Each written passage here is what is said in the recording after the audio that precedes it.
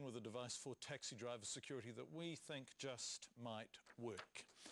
After the death of Auckland cabbie Hiran Mohini, stabbed to death, of course, by a passenger who it's believed then fled to China and has still not been arrested, the government and the taxi industry moved to work together to make cabs safer. Easier said than done, though. Security cameras are the most likely response, but will they stop an attack once it's underway? Tony Reid looks at an alternative, and it's very simple, really: noise.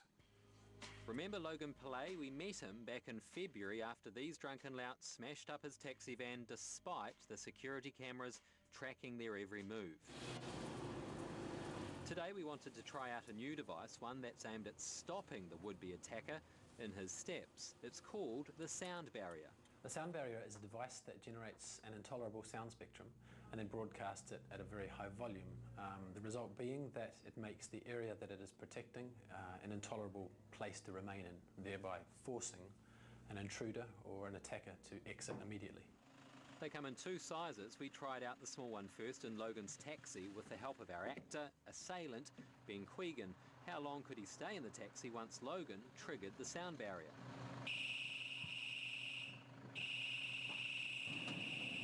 It was horrible. I wasn't expecting it to be quite as loud as that. When he set it off, what happens? Well, I was trying to see how long I could kind of carry it out for, but I just had to get out of there. It was pulsating in my head pretty much.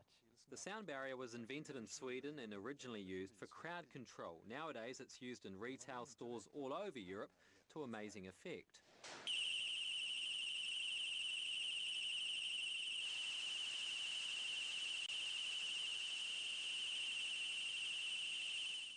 Following the death of Hiran Mohini, taxi drivers here are debating what is the best way to keep them safe. Security cameras are the most preferred option, but Adams argues this is more effective and cheaper. The cab drivers that I have spoken to seem particularly concerned that the camera will not be sufficient deterrent to deter the kind of attacker who is prepared to go all out and commit the kind of crimes that we've seen recently. Do you think this will stop them? I'm fairly convinced. I would challenge anyone to sit in the cab with a cab driver long enough to allow them to do any kind of attack on the driver. As we saw, the assailant was forced out within a matter of seconds. What do you think of this device? Oh, this is awesome. This is loud. I think the guy's going to go deaf. It's going to make him think. I don't think he'll have time to think. He's going to run. Our second larger device is too loud for taxis but perfect for stores. It releases 125 decibels. It's 5 times louder than a typical home alarm system.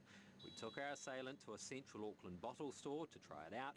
His mission: to steal some Jack Daniels. He barely got the fridge door open.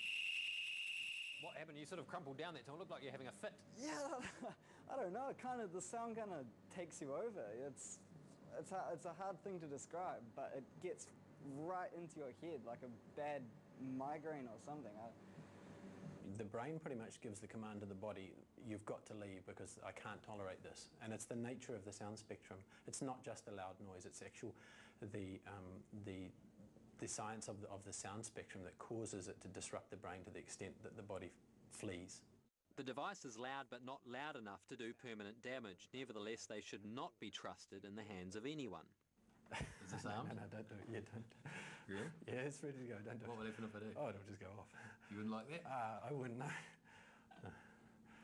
No, you have to hold it. Whether they make their way into taxis is for the industry to decide. It's loud, and I think, yeah, it's going to make the guy bolt. If they do, it's likely they'll be used in conjunction with security cameras.